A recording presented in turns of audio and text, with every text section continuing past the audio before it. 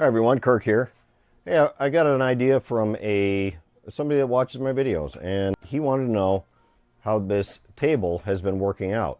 The last time I made a video on this Bison lift was about 3 years ago. So this is a long-term user review.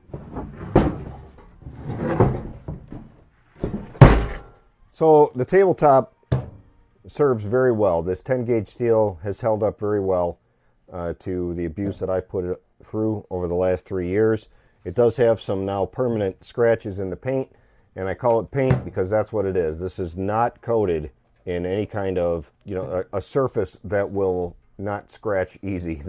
It scratches very easy. There's a lot of areas on here that are completely devoid of paint, up in the front as well as down here in the area where the ABS unit is.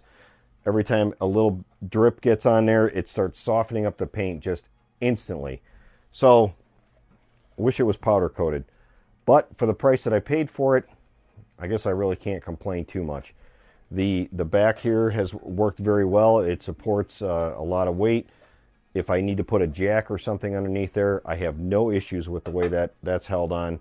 I do have a couple of tie points up here in the front that came with it that sometimes I'll use to tie down the front wheel. Otherwise, I'll latch it along the edge here, and it works pretty good when I do it that way. So that's about all I can say on the top. I've been very pleased over the last 3 years with the way this thing has worked out. So the ramp. You guys saw in my first video that I made on this that I talked about how short the ramp was. Well, as you can see, I've extended the ramp, and the reason I wanted an extended ramp was because the LT and other lower motorcycles would hit the bottom of the ramp. They would hit the end of the ramp and the end of the table, right where it kind of pivoted. It would kind of smack into that and potentially cause a problem. So I had a big piece of diamond plate welded on here, and that has given me enough length now that it's no problem at all to get motorcycles up here. My only complaint being that now it's so heavy, it's almost unliftable. The thing probably weighs like, I don't even know, maybe like 80 pounds maybe. It's really heavy. Oh well. It works fantastic. It does just what I need, and I don't leave it on there. I just pull it off as soon as I get a bike on here. Now, some of you have seen the foot valve that I had and the issues that I had initially. It basically came with a broken foot valve. The first time I used it, the little plunger that was inside there popped out. This foot valve here, this brass plunger just popped right out of there and snapped. They sent me a new one, and this one has worked fairly well up until recently. Now 3 years later, it's shot. Maybe it's just gone up and down too much. It leaks air. There's nothing I can do to stop it. I'm not going to spend time or money rebuilding this thing.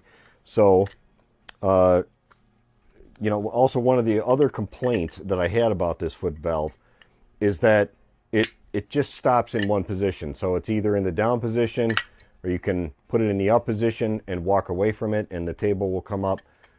In some cases, and in some scenarios, that's not a bad thing, but I really wanted one that if I hit up and I let go of my foot, it would pop into a neutral position and kind of hold there, and then I can, drop the safety bar and, be able to stop it in between. That would be a nice feature instead of just sitting there pivoting my foot.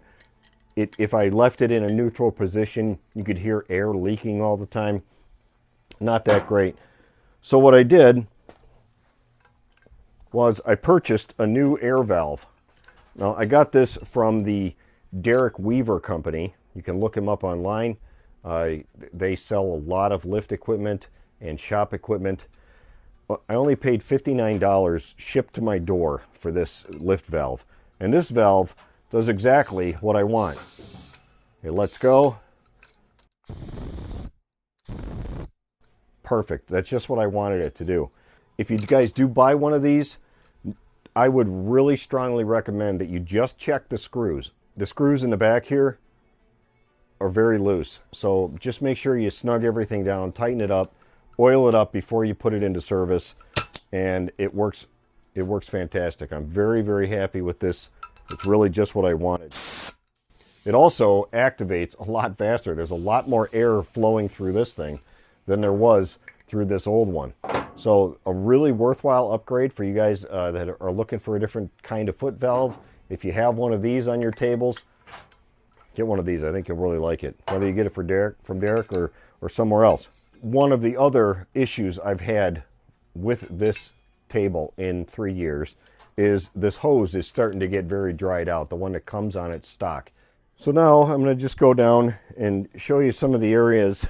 I did note in my first videos that I had to shave this whole area down right through here where it was there was overzealous welding.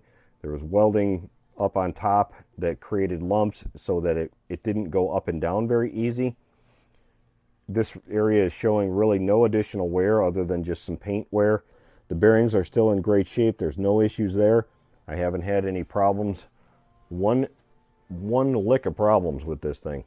You can grease this spot with like a pin oiler. You can get grease in there. It's got some other grease areas on it that I've greased up and kept greased up.